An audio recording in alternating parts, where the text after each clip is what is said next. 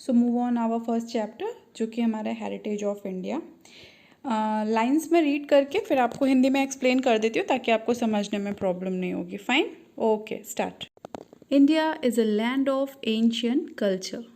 Ancient Indian scripture Vishnu Purana states उत्तरम यत् समुद्रयस्य हिमाद्रिश्च दक्षिणम वर्षम तद भारत नाम भारती यत्र संसिता. It means India extends from the Himalaya in north to the Indian Ocean in the south. It is said that new descendants are called Indians.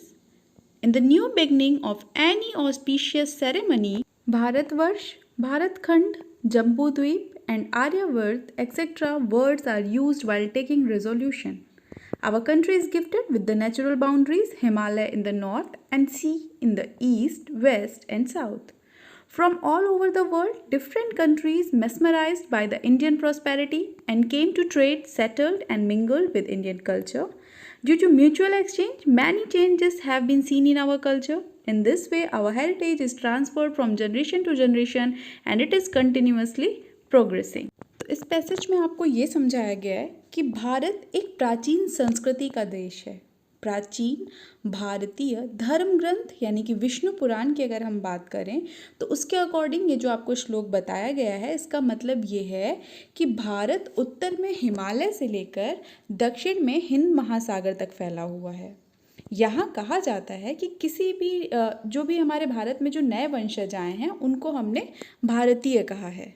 और ऐसा कहा जाता है कि किसी भी शुभ समारोह की शुरुआत हम शपथ या संकल्प यानी प्लेज लेकर के जो वर्ड यूज़ करते हैं वो है भारतखंड, भारतवर्ष, जम्बूद्वीप या आर्यावर्त। तो ये जो वर्ड्स हैं इनको हम यूज़ करते हैं अपने किसी भी शुभ काम की शुरुआत के लिए।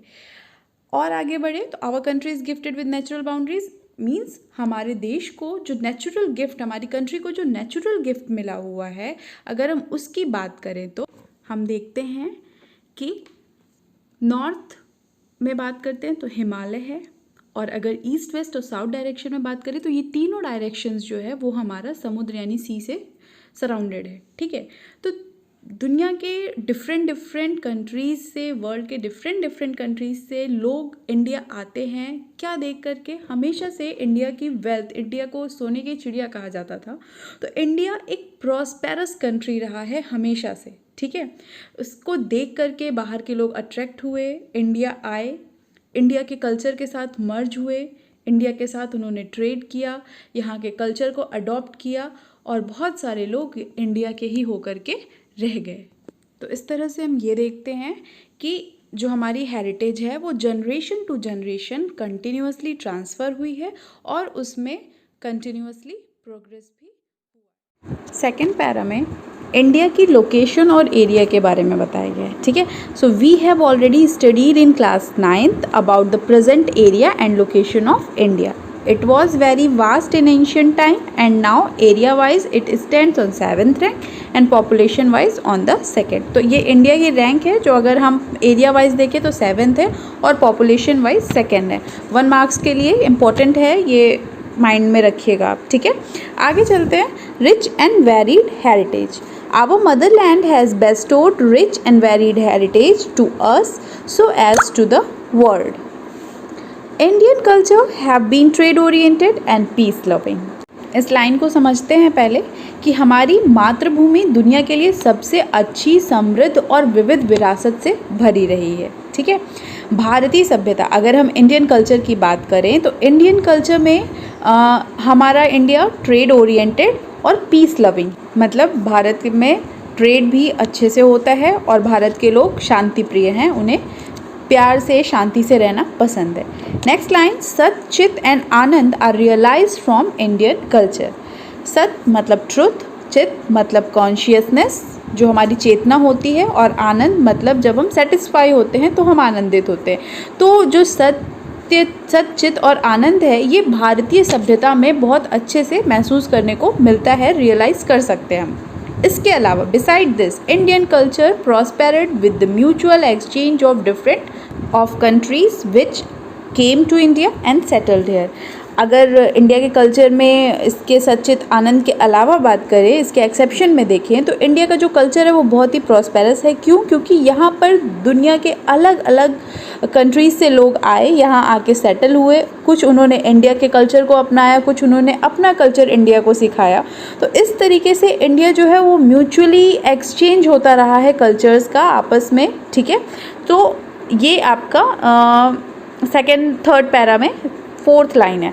दे have accepted the values of non violence and peace which have been adopted and admired by the world. People right from the beginning of Indus Valley civilization till today have made our country rich and wealthy with their intellectuality, ability, talent and skill. Fine. So हम ये तो मानते हैं कि जो भारत है वो non violence यानी कि उसको लड़ाई झगड़ा नहीं पसंद है, वो शांति प्रिय देश है। And peace which have been adopted and admired by the world, और ये सारी चीज़ें जो है ये पूरी दुनिया इस चीज़ को मानने के लिए तैयार है कि भारत जो है वो शांति चाहता है, लड़ाई नहीं चाहता है। People right from the beginning of Indus valley civilisation, Indus valley civilisation से लेकर के अब तक अगर हम बात करें अपनी कंट्री की तो वो हमेशा से रिच और वेल्दी रहा है। क्यों? क्योंकि उसके पास इंटेलेक्चुअलिटी है यानी कि दिमाग है, एबिलिटी है, सक्षम है, टैलेंट है, स्किल है। तो इन सारी चीज़ों की वजह से वो भारतीय, अगर हम हिंदू घाटी सभ्यता की बात करें तो तब से लेकर के आज तक ये बात हमारे भारत देश में बनी हुई है। Innumerable scholar, thinkers, artists, artisans, sages, scientists and historians have contributed to growth and development of our culture। तो ये जितने भी लोगों के यहाँ पे नाम बताए गए हैं, चाहे वो स्कॉलर हो या आर्टिस्ट हो, आर्टिशियन हो, सेजेस हो, ये सभी लोगों ने भारत के कल्चर के डेवलपमेंट में कंटिन्यूअसली कंट्रीब्यूट किया है। Culture is sum of habit, value, custom, tradition and conduct of lifestyle of human. अब बात करते हैं हम कि ओवरऑल कल्चर होता क्या है। तो हैबिट, वैल्यू, कस्टम, ट्रेडिशन, इन सब को अगर हम सम अप करें तो ह्यूमन लाइफस्टाइल में जो चीज़ एक आती है वो उसे हम कहते हैं culture. Now the topic is meaning of culture. Culture means a way of life. संस्कृति का अर्थ है कि जीवन का एक तरीका, मतलब जिस तरीके से हम जीवन जीते हैं। It is made of changes that occur in public life. इसको समझिएगा कि कल्चर होता क्या है। It is made of changes, changes से मिलकर बनता है जो कि पब्लिक लाइफ में होते हैं।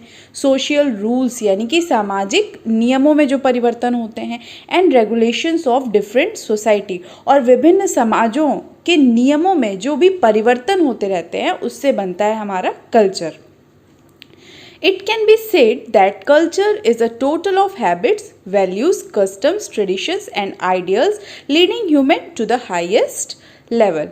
इसका मतलब है कि संस्कृति आदतों और परंपराओं और आदर्श अग्रणी मनुष्यों को उच्चतम स्तर तक ले जाने वाली आदतों का एक कुल है। It can be said that culture is a total of, किसका टोटल है ये? हमारी हैबिट्स का, हमारी वैल्यूज़ का, कस्टम्स का, ट्रेडिशंस का, जो कि आदमी को एक हाईएस्ट लेवल पर लेके जाती है। That is culture. Now the topic is cultural heritage of India. अब जो हमारा टॉपिक है वो इंडिया के कल्चरल हेरिटेज के बारे में। इसको समझने से पहले आप सब लोग को एक लाइन तो याद होगी जो हम स्कूल में प्लेज में बोलते थे कि I love my country and I am proud of its rich and varied heritage. क्या मतलब होता है इसका? कि मुझे अपने देश से प्यार है और मुझे इसकी समृद्ध और विविध विरासत पर गर्व है। मतलब जो भी हमें मिला है हमारी इंडिया में, जो भी हमारा वेरिड हेरिटेज है, रिच कल्चर है, उस पर हम बहुत ही प्राउड फील करते हैं। तो ये पूरे चैप्टर में हम यही डिस्कस कर रहे हैं कि हमें अपने इंडिया में किस किस तरीके की चीज़ें मिली हैं। तो we divide our heritage into 2 divisions. तो हमें देखने को क्या मिलेगा कि हमारे इंडिया का जो हेरिटेज है वो 2 पार्ट में डिवाइडेड है। कौन कौन से पार्ट में? Move to the next page. So you see we have completed first page of our first lesson. So students, remaining pages of this lesson we will continue in second video of lesson 1. If you guys have any doubt then please ask your questions in comment section.